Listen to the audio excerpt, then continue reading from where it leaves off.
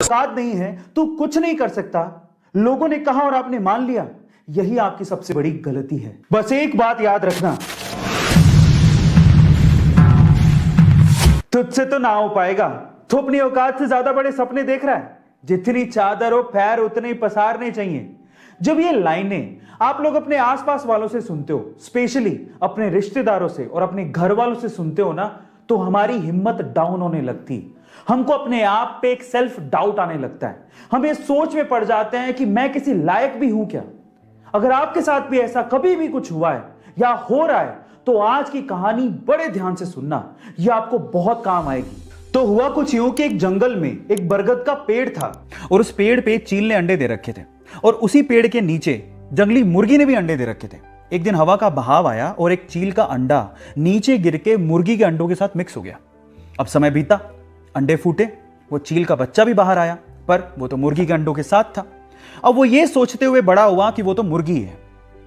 अब वो वही करता जो कि मुर्गियां करती थी। वो उतना ही उड़ सकता था जितनी मुर्गियां यूजुअली उड़ती हैं। और आपको तो ये पता ही है कि मुर्गियां ज्यादा उड़ नहीं सकती।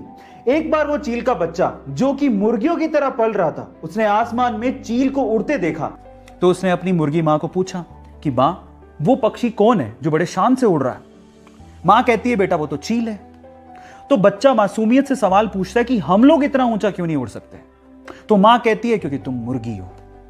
और ये सोच के कि वो मुर्गी है, सेल्फ डाउट में कभी उसने ट्राई भी नहीं किया ऊंचा उड़ने का और सिर्फ मुर्गी बन के वो जीता रहा और एक दिन मर गया।